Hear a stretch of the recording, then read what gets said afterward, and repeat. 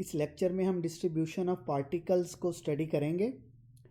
हम चूँकि इससे पहले कंपार्टमेंट की एग्जांपल्स यूज़ करते रहे हैं, तो इस लेक्चर में भी हम कंपार्टमेंट वाली ही एग्जांपल यूज़ करेंगे, लेकिन हम किसी एक कंपार्टमेंट में पार्टिकल्स की डिस्ट्रीब्यूशन के वेज क्या हैं जिनसे वो डिस्ट्रीब्यूट किए जा सकते हैं उसको समझेंगे। लेकिन उससे पहले हम देखेंगे कि idea of a cell in a compartment क्या होता है। हमें पता है कि अगर किसी भी कंपार्टमेंट का साइज़ जिसमें हमने पार्टिकल को डिस्ट्रीब्यूट करना है वो सेम नहीं है, और तो हमारे पास जो ए प्रायोरी प्रोबेबिलिटी का प्रिंसिपल है वो वैलिड नहीं है।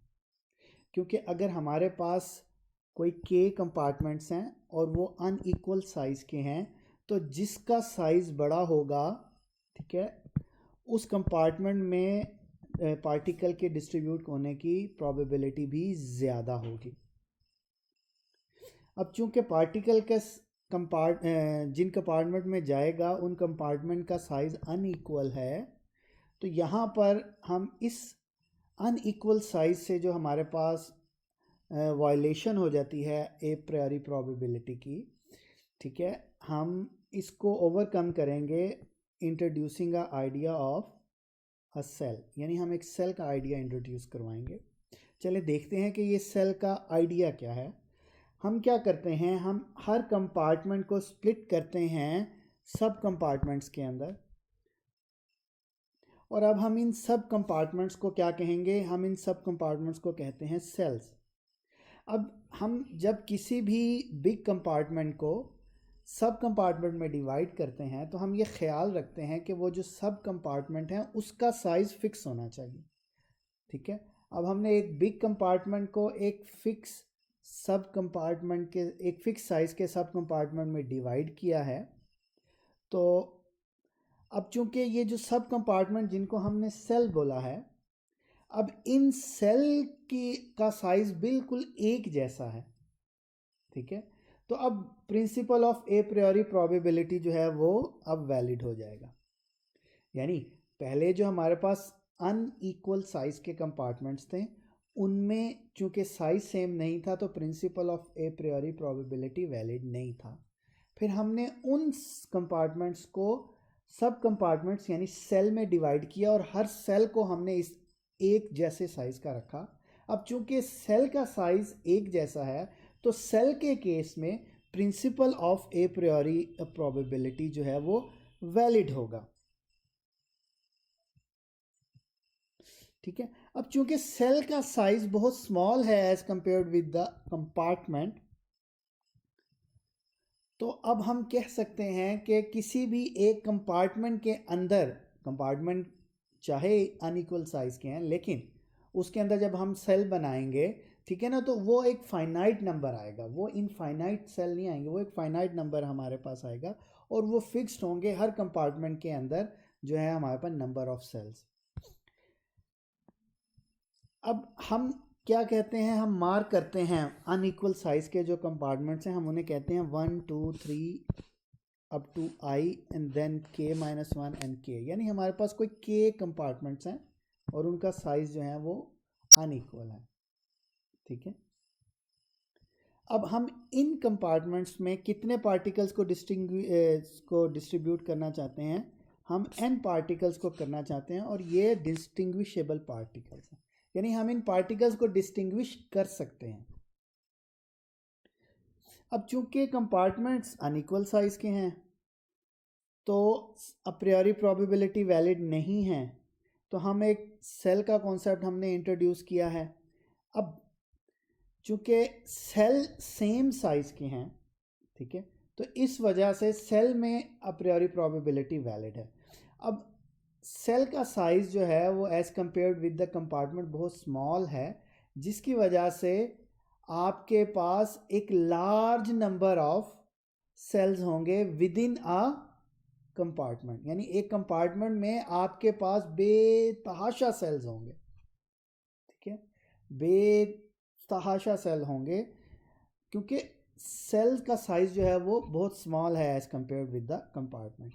चलिए ये आपको एक डायग्राम नज़र आ रही है, इसमें हमारे पास कंपार्टमेंट है, ये कंपार्टमेंट 1 है, ये 2 है, 3 है, 4 है, फिर 5 है, फिर बीच में और भी हैं हमारे पास, ठीक है, लेकिन हमने वो कंपार्टमेंट शो नहीं किए। आप सपोज करें कि मज़ीद कंपार्टमेंट भी हैं, फिर हमारे पास कोई k-1 है, फिर हमारे पास कोई k कंपार्टमेंट है, यानी हमारे पास टोटल कितने कंपार्टमेंट्स हो गए? k। अब जब हमने आइडिया ऑफ, अब ये अनइक्वल साइज़ के हैं, आप देख भी सकते हैं कि ये जो सेल्स हैं जिनको मैंने 1 2 3 4 5 और फिर up to k-1 and k हमने नाम दिया हुआ है, ये साइज़ में सेम नहीं है। ये भी मुमकिन है कि कुछ कंपार्टमेंट साइज़ में इक्वल भी हो सकते हैं, लेकिन सारे सेम नहीं हैं। अब अगर हम आइडिया ऑफ सेल देते हैं और आइडिया ऑफ सेल के मुताबिक हम हर कंपार्टमेंट को इक्वल साइज़ के सब कंपार्टमेंट में डिवाइड करते हैं, तो अब आप ये देखेंगे जो ब्लू आपके पास स्मॉल बॉक्सेस हैं ये सेल्स हैं, और हर ब्लू स्मॉल बॉक्स का जो साइज़ है वो चूँकि एक जैसा है, तो इसलिए आपने देखेंगे कि हर कंपार्टमेंट के अंदर जो नंबर ऑफ सेल्स हैं वो डिफरेंट हैं, लेकिन वो फिक्स्ड हैं, और सेल का size as compared with the compartment जो है वो बहुत स्मॉल है।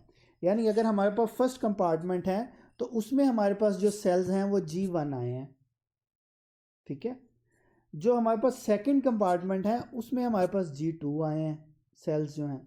जो हमारे पास थर्ड कंपार्टमेंट है उसमें हमारे पास G3 कंपार्टमेंट्स आए हैं।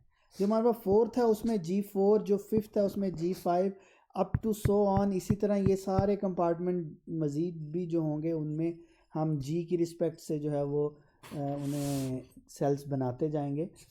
फिर जो k-1 था उसमें K-1 जो है वो सब सेल्स हैं, और जो K कंपार्टमेंट था उसमें K हमारे पास सेल्स हैं। तो ये हमारे पास नंबर ऑफ सेल्स हैं इन ईच कंपार्टमेंट। तो ये अब एक डायग्राम से आपको समझने में थोड़ी आसानी है। ये एक डायग्राम बनी हुई है, अगर आप इस डायग्राम को देखें तो आपको समझ आ जाएगी कि सेल्स को हमने किस तरह बनाया है, इक्वल साइज के सेल्स को विद इन अ कंपार्टमेंट।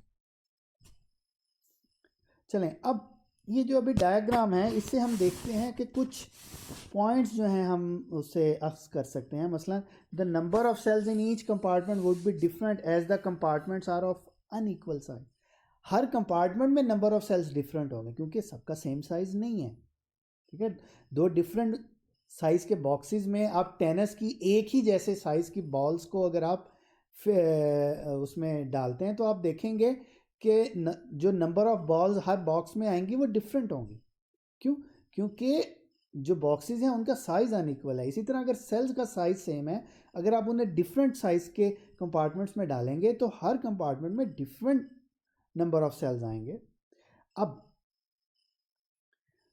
अगर हम हर सेल के अंदर आने वाले हर कंपार्टमेंट के अंदर बनने वाले जो सेल्स हैं उनको ऐड करते जाएं, यानी फर्स्ट कंपार्टमेंट में G1, सेकंड में G2, थर्ड में G3 और एंड में जो K वाले में है वो GK, अगर आप सबको ऐड करें तो हमारे पास कैपिटल G, ये आपके पास क्या आ जाएंगे? टोटल सेल्स आ जाएंगे।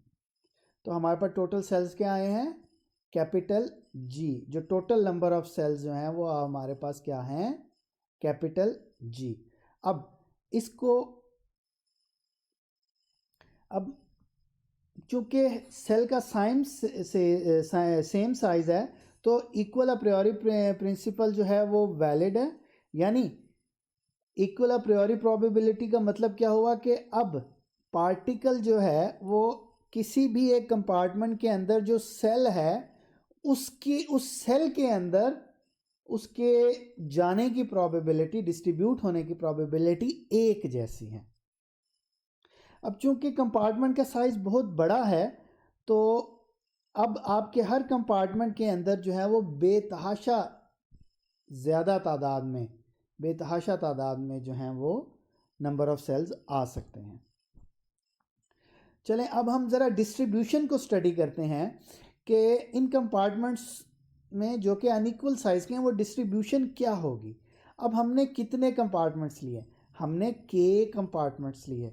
चलें, अब हम K कंपार्टमेंट्स से पहले हम ऐसा करते हैं, हम कहते हैं कि हमारे पास फर्स्ट कंपार्टमेंट है, 1 कंपार्टमेंट, उसके अंदर कितने सेल्स हैं? उसके अंदर G1 सेल्स हैं।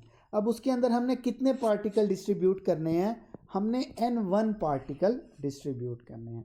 ठीक है, अब ये n1 पार्टिकल्स हम कैसे चूज़ करेंगे ये मैं अभी नेक्स्ट बताता हूँ आपको। लेकिन सपोज हमने n1 पार्टिकल जो है वो डिस्ट्रीब्यूट करने हैं किसके अंदर, G1 सेल्स के अंदर। अब ये सेल्स जो हैं इनका साइज एक जैसा है, ये कंपार्टमेंट 1 हो गया। इसी तरह कंपार्टमेंट 2 की बात करें, चलें हम पहले n1 में से सेल पार्टिकल्स को G1 में डिस्ट्रीब्यूट करते हैं। हम पहला पार्टिकल लेते हैं आउट ऑफ n1, हम पहला पार्टिकल लेंगे, G1 सेल्स हैं। ठीक है, आप कितनी सेल्स में प्लेस कर सकते हैं, एक पार्टिकल को एक सेल में प्लेस कर सकते हैं ना, लेकिन आपके पास कितने सेल्स मौजूद हैं, G1, यानी आप G1 जगहों पे प्लेस कर सकते हैं। इसकी एग्जांपल बिल्कुल इसी तरह ही है। एक पहला स्टूडेंट जब क्लास में एंटर होता है तो क्लास के अंदर कुछ चेयर्स लगी हुई होती हैं और वो सारी एम्प्टी हैं। तो फर्स्ट जो आपके पास पर्सन है उसको बैठने के लिए कितनी चेयर्स अवेलेबल हैं। अब फ़र्ज़ करें अगर उस रूम में 100 चेयर्स लगी हुई हैं तो उसको 100 चेयर्स अवेलेबल हैं, वो 100 में से किसी को में पे भी बैठ सकता है। तो उसके लिए जो अवेलेबल चेयर्स हैं वो 100 हैं। तो इसी तरह जो पहला पार्टिकल जाएगा आउट ऑफ n1 पार्टिकल, उसको कितने सेल अवेलेबल हैं, G1। तो वो G1 मुख्तलिफ वेज से डिस्ट्रीब्यूट किया जा सकता है। ठीक है, तो हमारे पास जो फर्स्ट पार्टिकल है हम उसको कितने वेज से डिस्ट्रीब्यूट कर सकते हैं, G1 से। चलें, अब हमने सेकंड पार्टिकल उसी फर्स्ट कंपार्टमेंट में ही ऐड करना है और जिसके G1 सेल्स हैं। अब मैं सेकंड ऐड करूंगा। अब हम एक कंडीशन रखते हैं, हम कहते हैं कि एक सेल में एक से ज़्यादा पार्टिकल्स आ सकते हैं, यानी एक चेयर पे एक से ज़्यादा स्टूडेंट बैठ सकते हैं, हम ये सपोज करते हैं। ठीक है, एक्चुअल में नहीं बैठ सकते, लेकिन हम अपनी एग्जांपल को समझने के लिए हम कहते हैं एक चेयर पे एक से ज़्यादा स्टूडेंट बैठ सकते हैं। अब पहला तो आगे बैठ गया 100 चेयर्स में से 100 किसी एक चेयर के ऊपर। अब जो दूसरा आएगा, जो दूसरा स्टूडेंट एंटर होगा, अब उसने अगर बैठना है और 100 चेयर्स ही हैं। अब ये जहन में रखें कि एक चेयर पे 2 स्टूडेंट बैठ सकते हैं, तो दूसरे पार्टिकल को भी G1 वेज ही अवेलेबल हैं जिससे वो बैठ सकता है। तो सेकंड पार्टिकल के लिए भी G1 है। अगर हमारे पास सिर्फ 2 पार्टिकल्स हमने डिस्ट्रीब्यूट करने हों फर्स्ट कंपार्टमेंट में, तो हमारे पास कितने वेज आएंगे, हमारे पास आएंगे G1 का स्क्वायर। लेकिन हमने तो कहा हमारे पास n1 पार्टिकल्स हैं जो हमने डिस्ट्रीब्यूट करने, हमने 2 तो नहीं करने ना। तो हम क्या करेंगे, G1 को n1 टाइम्स मल्टीप्लाई कर देंगे, क्योंकि 2 पार्टिकल थे, हमने G1 को 2 टाइम्स मल्टीप्लाई किया। अगर n1 पार्टिकल्स होंगे हम G1 को n1 टाइम्स मल्टीप्लाई करेंगे, तो हमारे पास क्या आ जाएगा, number of veg G1 n1। ये n1 पार्टिकल को हमने डिस्ट्रीब्यूट कर दिया किसमें, G1 सेल्स के अंदर। और ये G1 सेल्स किस में है, कंपार्टमेंट 1, यानी हमने कंपार्टमेंट 1 के अंदर n1 पार्टिकल्स को डिस्ट्रीब्यूट कर दिया और ये हमारे पास नंबर ऑफ वेज आ गए। चलें, अब कंपार्टमेंट 1 में जो हमने n1 पार्टिकल डिस्ट्रीब्यूट किए हैं, हमने वो n1 पार्टिकल्स कैसे चूज किए हैं, हमें कैसे पता है कि हमने फर्स्ट कंपार्टमेंट में n1 ही डिस्ट्रीब्यूट करने हैं, वो हम चूज करेंगे कॉम्बिनेशन से। अगर हमारे पास टोटल n पार्टिकल्स हैं, उसमें से हमने n1 पार्टिकल्स को चूज करना है, हम वो कैसे करेंगे, हम इनका कॉम्बिनेशन बनाएंगे n1। ये आपको number of veg n1 particles can be chosen out of n particles, ये हम प्रीवियस लेक्चर्स में ये चीज़ समझ चुके हैं। तो हम उनका कॉम्बिनेशन स्टडी करेंगे, तो हमारे पास n1 पार्टिकल्स कितने आएंगे वो हम इस कॉम्बिनेशन से निकालेंगे, n factorial divided by n1 factorial into n minus n1 factorial.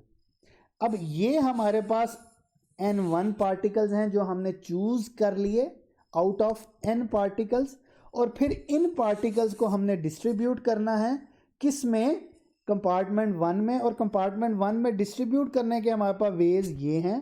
तो हमारे पास टोटल नंबर ऑफ वेज जिनमें n1 पार्टिकल्स को हम डिस्ट्रीब्यूट कर सकते हैं इन G1 सेल्स इन कंपार्टमेंट 1 वो हमारे पास क्या आएंगे, वो हम नंबर ऑफ पार्टिकल जो हमने चूज़ किए हैं आउट ऑफ n उससे मल्टीप्लाई कर देंगे नंबर ऑफ वेज जिनसे वो डिस्ट्रीब्यूट किए जा सकते हैं, तो ये हमारे पास टोटल नंबर ऑफ वेज आ जाएंगे। तो ये देख लें, हमने कंपार्टमेंट 1 में total number of veg find out कर लिए कि हम किस तरीके से उन्हें पार्टिकल्स को डिस्ट्रीब्यूट कर सकते हैं। अब हम आते हैं पार्टिकल 2 की तरफ, कंपार्टमेंट 2 की तरफ। अब कंपार्टमेंट 2 के लिए अगर हमने N2 पार्टिकल डिस्ट्रीब्यूट करने हैं, अब हमने ये N2 कैसे चूज करने हैं आउट ऑफ N पार्टिकल्स, उसके लिए हमारे पास ये दिया हुआ है आउट ऑफ N पार्टिकल जो हम N2 पार्टिकल चूज कर सकते हैं, वो हम कैसे कर सकते हैं, वो हम कर सकते हैं NCN2 से कर सकते हैं। ठीक है, तो वो हमारे पास कॉम्बिनेशन के फार्मूले के तहत ये आ जाएगा n-n1 फैक्टोरियल n2 फैक्टोरियल। अभी देखें n1 तो निकल चुके हैं ना, तो पीछे जो है वो n-n1 रह गए हैं। तो अब हमने n-n1 में से n2 पार्टिकल जो चूज करने हैं, तो n2 factorial n-n1 minus n2 factorial आ गया। अब सेकेंड कंपार्टमेंट में हमारे पास जो नंबर ऑफ सेल्स हैं वो G2 हैं, और हमने कितने डिस्ट्रीब्यूट करने हैं, N2 करने हैं। अब कितने नंबर ऑफ वेज बनेंगे, G2 की पावर N2 बन जाएगी, इतने नंबर ऑफ वेज बन जाएंगे। कितने पार्टिकल्स को डिस्ट्रीब्यूट करने के लिए, इतने पार्टिकल्स को, जो कि हम NCN2 से लेंगे। तो ये हमारे पास टोटल नंबर ऑफ वेज आ जाएंगे जिससे हम कंपार्टमेंट 2 के अंदर पार्टिकल्स को डिस्ट्रीब्यूट करेंगे। ये फार्मूला उसने हमें पता चल गया फर्स्ट कंपार्टमेंट में पार्टिकल को डिस्ट्रीब्यूट करने के number of veg, total number of veg. ये हमारे पास सेकंड कंपार्टमेंट में डिस्ट्रीब्यूट करने के टोटल नंबर ऑफ वेज। अगर आप इसमें देखें तो हम थोड़ा पैटर्न ढूंढने की कोशिश करते हैं। First compartment G1 cells N1 particles, second compartment G2 cells N2 compartment. ठीक है, तो हमारे पास अगर सिर्फ 2 कंपार्टमेंट ही हों तो उसमें हमारे पास total number of ways overall, अब हमने एक कंपार्टमेंट के नहीं, अब हमने सारे कंपार्टमेंट जो हैं, अगर हमारे पास सिर्फ 2 कंपार्टमेंट हैं तो पहले कंपार्टमेंट के number of veg, total number of veg multiplied by दूसरे कंपार्टमेंट के टोटल नंबर ऑफ वेज, हम उनसे मल्टीप्लाई कर देंगे तो हमारे पास जो है ये फार्मूला आ जाएगा, जिससे हम एक ऐसे सिस्टम के अंदर जिसमें सिर्फ 2 कंपार्टमेंट्स होंगे, हम अपने n पार्टिकल्स को डिस्ट्रीब्यूट कर सकते हैं। ठीक है, अब देखें ये फर्स्ट कंपार्टमेंट के लिए था, इसमें n-n1 फैक्टोरियल है। सेकंड कंपार्टमेंट के लिए जो हमने नंबर ऑफ वेज से n2 पार्टिकल को चूज करना था, उसमें ऊपर आ रहा है n-n1 फैक्टोरियल, तो ये इससे कैंसल आउट हो जाएगा। ये n फैक्टोरियल, ये n1 फैक्टोरियल, यहाँ से ये वाला n2 फैक्टोरियल आ गया, यहाँ से ये n1 फैक्टोरियल आ गया, और ये आपका यहाँ पर आ गया, ये n फैक्टोरियल यहाँ पर एज इट इज़ ये आ गया, और इनटू ये G1 N1 into G2 N2। अब ये हमारे पास 2 कंपार्टमेंट सिस्टम के अंदर नंबर ऑफ वेज आ गए, ये वाले, जिससे हम उनको डिस्ट्रीब्यूट कर सकते हैं। ये वाला जो सेकंड हमारे पर एक्सप्रेशन है, लेकिन हमने तो 2 कंपार्टमेंट तो नहीं जस्ट लिए ना, हमने तो k कंपार्टमेंट्स लिए। तो अब देखिए पैटर्न को स्टडी करें। पहला कंपार्टमेंट n1 फैक्टोरियल, दूसरा compartment n2 factorial. 2 compartment system है तो भाई यहाँ तक की, लेकिन अगर 2 से ज़्यादा होंगे तो हम क्या कहेंगे, n3 भी करेंगे, n4 भी करेंगे, अप टू nk फैक्टोरियल तक ले जाएंगे। और फिर हमने यहाँ पर क्या किया, n-n1, 2 कंपार्टमेंट थे तो हमने n-n1 माइनस n2, अगर k कंपार्टमेंट होंगे तो हम क्या करेंगे, n1 minus n2 up to minus nk भी ले आएंगे। फिर ये जो है G1 N1 था, G2 N2 था, ये 2 कंपार्टमेंट सिस्टम के लिए था, लेकिन K कंपार्टमेंट सिस्टम के लिए हम मल्टीप्लाई कर देंगे G3 N3 up to GK NK। तो ये हमारे पास अप टू K कंपार्टमेंट्स में डिस्ट्रीब्यूशन के टोटल नंबर ऑफ वेज आ गए हैं, जिससे हम n पार्टिकल्स को k कंपार्टमेंट्स में डिस्ट्रीब्यूट कर सकते हैं। ठीक है, ये हमारे पास नंबर ऑफ वेज आ गए। अब ये जो नंबर ऑफ वेज हैं जिससे हम n पार्टिकल्स को k कंपार्टमेंट्स में डिस्ट्रीब्यूट कर सकते हैं, ये असल में हमें क्या बता रहा है? Number of micro states in a macro state. अब हमारे पास मैक्रो स्टेट क्या है? एक कंपार्टमेंट जो है वो हमारे पास मैक्रो स्टेट है, और जो सेल जो है वो हमारे पास माइक्रो स्टेट में आएगा। तो इससे हमें पता चल रहा है ओमेगा, ये हमें नंबर ऑफ माइक्रो स्टेट्स पता चल रही हैं। ठीक है, अब ज़रा थोड़ी सी इस फार्मूले में सिंप्लीफिकेशन करते हैं। ये जो फार्मूला है ना, ये जिसके ऊपर मैंने ये डबल टिक किया है, इसके अंदर मैं थोड़ी सी सिंप्लीफिकेशन करता हूँ, क्योंकि ये बहुत लंबा फार्मूला है। मैं इसे सिंप्लीफाई करने की कोशिश करता हूँ। मैं क्या करता हूँ, ये चीज़, ये जो एक्सप्रेशन है इस बिग एक्सप्रेशन के अंदर, ये जिसको मैंने अभी ये रेक्टेंगल से मैं शो कर रहा हूँ, इसको मैं क्या करता हूँ, सिंप्लीफाई करता हूँ। मैं कहता हूँ n इन minus n1 minus n2 minus n3 up to n minus nk। अब देखें, अगर मैं ये माइनस कॉमन ले लूँ और यहाँ पर ब्रैकेट डाल दूँ तो ये अंदर वाले सारे प्लस हो जाएंगे। यही काम मैंने यहाँ पर किया। माइनस लेने के बाद मैंने क्या किया, ब्रैकेट लगा के अंदर सारे प्लस आ गए। ठीक है, ये हो गया। अब ये देखें, n1 और n2 n3 को और nk तक अगर मैं ऐड करूं तो ये सारे तो हमारे पास टोटल नंबर ऑफ पार्टिकल्स नहीं है n। तो मैं इसकी जगह पर, इस पूरी एक्सप्रेशन की जगह पर लिख सकता हूं n, यानी ये n माइनस n1, यानी ये जो चीज़ है वो बराबर हो जाएगी n, और इसकी जगह पर मैंने लिख दिया ये वाला n माइनस n। तो n में से n निकले तो 0 हो गया हमारे पास आंसर, यानी टोटल नंबर ऑफ पार्टिकल्स में टोटल नंबर निकाल दिया तो 0 आ गया। अब ये चीज़ अगर मैं इसका फिक्टोरियल ले लेता हूँ, यानी ये चीज़ 0 के इक्वल आ गई, और अगर मैं इसका फिक्टोरियल ले लूँगा तो ये 0 का फिक्टोरियल, 0 का फिक्टोरियल तो 1 होता है। यानी अब हमारी ये जो प्रीवियस एक्सप्रेशन थी, इसमें ये जो एक्सप्रेशन है ये किसके इक्वल हो जाएगी? 1 के इक्वल हो जाएगी। अब ये अगर 1 के इक्वल होगी तो पीछे क्या रह गया? n फिक्टोरियल, और ये वाली रहेगी आपके पास, जो है जो आपके पास ये वाली एक्सप्रेशन आपके पास पीछे रहेगी सिर्फ।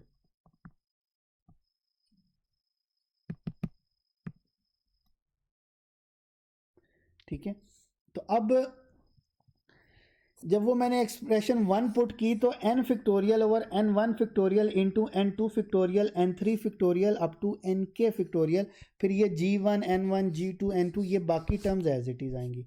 अब इनको फर्दर अगर हमने सिंप्लीफाई करना है तो ये चूँकि माइक्रो स्टेट्स थी, मैंने अभी पहले भी बताया, तो ये omega n1 n2 up to nk की माइक्रो स्टेट्स थी। तो ओमेगा हमारे पास अब क्या आ जाएगा, ये एन आई, ये तो फिक्स है ना, ये टोटल नंबर ऑफ पार्टिकल का फिक्टोरियल है, तो ये एन आई, एन फिक्टोरियल आ गया। अब मैं पाई कर देता हूँ। पाई बिल्कुल समेशन की तरह का एक साइन है। अगर दो चीज़ें अगर ऐड हो रही हों, जिस तरह n1 plus n2 plus n3 up to N I है, तो मैं लिख सकता हूँ सिग्मा एन आई, और आई जो है अप टू 1 टू जो भी वैल्यू है आई की, ये इस तरह लिख सकता हूँ ना। तो इसी तरह अगर हमारे पास n1 multiplied by n2 multiplied by n3 हो एंड सो ऑन, तो मैं इसे लिख सकता हूँ pi i is equal to N I, और i की वैल्यू वही बात है, यानी दो टर्म्स मल्टीप्लाई हो रही हो तो मैं उन्हें पाई से उनके सीक्वेंस को बता सकता हूँ, और अगर ऐड हो रही हो तो मैं समेशन से। तो ये पाई का मतलब क्या है, ये मल्टीप्लाई हो रही हैं टर्म्स जिसमें आई आ रहा है। तो नीचे देखें, ये n1 n2 n3 up to nk, मैं इसको आई एन आई कर सकता हूँ, साथ में हर एक के फिक्टोरियल है तो एन आई फिक्टोरियल है, और एन आई की वैल्यू क्या, 1 टू k, देखना 1 2 3 अप टू k। इसी तरह यहाँ पर देखें, ये 1 g1 g2 g3 gk को मैं gi लिख सकता हूँ, और अगेन आई की वैल्यू 1 टू k है, ठीक है ना। और ये n1 है, n2 है, n3 है, nk है, मैं इसे ni लिख सकता हूँ, और i की वैल्यू अगेन जो है वो 1 टू k है। तो ये देखें, अब ये हमारे पास एक सिंप्लीफाइड फार्मूला आ गया डिस्ट्रीब्यूशन ऑफ पार्टिकल्स का, किसमें, k कंपार्टमेंट्स के अंदर, जिसके अंदर g जो है वो टोटल हर कंपार्टमेंट में जो है वो आपके पास नंबर ऑफ सेल्स जो हैं वो फ़र्क हैं, ठीक है ना। तो अनइक्वल साइज़ के कंपार्टमेंट्स हैं तो हमने उस हिसाब से किया। तो जी जो है वो नंबर ऑफ सेल्स हैं हर कंपार्टमेंट के करस्पॉन्डिंग, और एन आई जो है वो हर कंपार्टमेंट के करस्पॉन्डिंग नंबर ऑफ पार्टिकल्स हैं जो हमने उसमें डिस्ट्रीब्यूट करने हैं।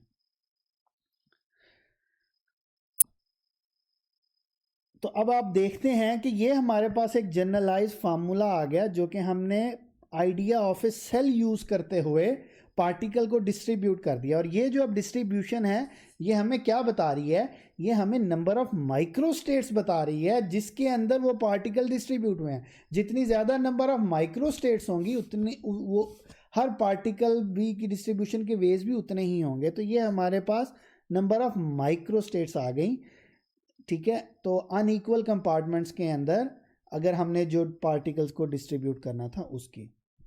चलें, अब आप कहेंगे कि सर ये कंपार्टमेंट की एग्जांपल हम क्यों दे रहे हैं, इस ठीक है ये एग्जांपल समझने में तो आसान है, हमें समझ आ जाती है, लेकिन इसका रियल वर्ल्ड लाइफ में हमारे क्या इस्तेमाल है कि हम इसको इस ये जो अभी हमने सारा कुछ समझा है इसको हम किस तरीके से यूज़ कर सकते हैं अपनी फ़िज़िक्स की मुख्तलिफ थ्योरीज़ के अंदर। तो हम इसको एक एग्जांपल से समझने की कोशिश करते हैं। हम कहते हैं हमने इलेक्ट्रॉन को डिस्ट्रीब्यूट करना है मुख्तलिफ एनर्जी लेवल्स के अंदर।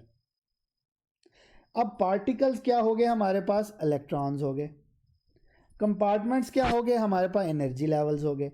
अब देखें कंपार्टमेंट चूँकि अनइक्वल साइज़ के हैं तो ये एनर्जी लेवल्स भी सेम एनर्जी के नहीं हैं, ये डिफरेंट एनर्जी के एनर्जी लेवल्स हैं। हर एनर्जी लेवल की एनर्जी डिफरेंट है, ठीक है। जिस तरह कंपार्टमेंट का साइज डिफरेंट है, यहाँ पर जो इस एग्जांपल अभी हमने कंसीडर किया है वो एनर्जी लेवल की एनर्जी डिफरेंट है। अब हर एनर्जी लेवल के अंदर हमने डी जनरेट एनर्जी लेवल्स बनाए। अब ये डी जनरेट एनर्जी लेवल्स आपके पास सेल्स हैं। अब ये बात जहन में रखें, ये जो डी जनरेट एनर्जी लेवल्स हैं ये सेम एनर्जी के हैं,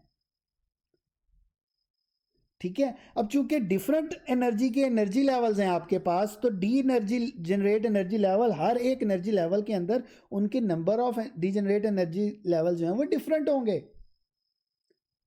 ठीक है। तो अब हम इन इलेक्ट्रॉन्स को अगर डिस्ट्रीब्यूट करना है तो एग्जैक्टली ये जो अभी हमने प्रीवियस फार्मूला फाइंड आउट किया है ये वाला, हम इस फार्मूले को यूटिलाइज करते हुए हम क्या कर सकते हैं, अपने इलेक्ट्रॉन्स को डिस्ट्रीब्यूट कर सकते हैं इन एनर्जी लेवल्स के अंदर, ठीक है। अच्छा, ये तो हमने समझा था डिस्ट्रीब्यूशन ऑफ पार्टिकल्स को जब हमारे पास कंपार्टमेंट जो है वो अनइक्वल साइज के हैं। चलें, अब हम ये कहते हैं कि अगर हमारे पास कंपार्टमेंट ही इक्वल साइज के आ जाएं तो फिर हम कैसे पार्टिकल्स को डिस्ट्रीब्यूट करेंगे। ये तो बहुत आसान हो गया। उसकी वजह यह है कि अगर इक्वल साइज के हमारे पास कंपार्टमेंट हैं तो हमारे पास principle of a priori probability जो है वो वैलिड है। हमें सेल्स हर एक कंपार्टमेंट के अंदर इक्वल नंबर ऑफ सेल्स आ जाएंगे क्योंकि हर एक का साइज एक जैसा है। तो अगर हमने अब पार्टिकल को डिस्ट्रीब्यूट करना है तो हमारे पास नंबर ऑफ माइक्रोस्टेट्स जो हैं वो हर एक उसके अगेंस्ट क्या आएंगी, वो n factorial divided by n1 factorial n2 factorial up to nk factorial. अब हम क्या करेंगे, बस हमने ये चीज़ जो हमारे पास डिफरेंट एनर्जी लेवल्स के अंदर डिफरेंट पार्टिकल्स थे, डिफरेंट सेल्स थे हर एनर्जी लेवल कंपार्टमेंट के अंदर, हमने वो वाली टर्म जो है वो ड्रॉप कर देनी है क्योंकि अब हर एक पार्टिकल को हर एक कंपार्टमेंट में अरेंज करने के एक जैसे ही वेज अवेलेबल हैं, ठीक है। तो हमने वो टर्म ड्रॉप कर दी और बाकी हमारे पास ये फार्मूला आ गया n factorial divided by pi, और ये i की वैल्यू 1 to अप टू जो भी है ni आ जाएगा, ठीक है। अब ये तो हमारे पास नंबर ऑफ माइक्रो स्टेट्स आई हैं।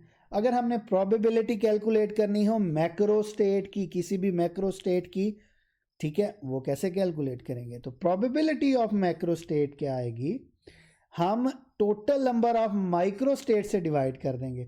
तो total number of micro states क्या है, के कंपार्टमेंट है हर, और टोटल नंबर ऑफ सेल्स हमारे पास क्या है n, ठीक है, नंबर ऑफ पार्टिकल। तो के की पावर हम टोटल नंबर ऑफ पार्टिकल जो हमारे पास n है, तो हम हर कंपार्टमेंट्स की पावर जो है वो n बना देंगे।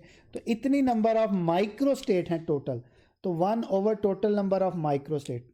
यानी हम जब 2 कंपार्टमेंट की एग्जांपल लेते थे और 4 पार्टिकल डिस्ट्रीब्यूट करते थे, तो हम 2 की पावर बना देते थे नंबर ऑफ पार्टिकल्स को। यहाँ पर k कंपार्टमेंट हैं और हमारे पास n पार्टिकल्स हैं, तो हम k की पावर बना देंगे जो भी हमारे पास नंबर ऑफ पार्टिकल्स होंगे। और total number of micro state हम कैसे फाइंड आउट करते थे, 1 ओवर टोटल k की पावर 1 ओवर, अगर 4 पार्टिकल्स हैं और 2 कंपार्टमेंट हैं, 1 ओवर 2 की पावर 4 करते थे। तो यहाँ पर अगर k कंपार्टमेंट्स हैं और n पार्टिकल्स हैं, तो 1 ओवर k की पावर n करेंगे। तो ये हमारे पास total number of micro states हैं। उससे मल्टीप्लाई कर देंगे, जो भी हमारे पास मल्टीप्लिसिटी आएगी जिसको कि हम नंबर ऑफ माइक्रो स्टेट कहते हैं, तो हमारे पास क्या आ जाएगा, प्रोबेबिलिटी आ जाएगी। तो इस तरीके से जो है हम ना सिर्फ पार्टिकल को मुख्तलिफ कंपार्टमेंट, चाहे वो इक्वल साइज के हों चाहे वो अनइक्वल साइज के हों, ना सिर्फ हम उनको डिस्ट्रीब्यूट कर सकते हैं आइडिया ऑफ सेल को यूज़ करते हुए, बल्कि हम उनकी प्रोबेबिलिटी भी फाइंड आउट कर सकते हैं। तो ये तो था हमारा आज का लेक्चर। उम्मीद है आपको समझ आ गई होगी।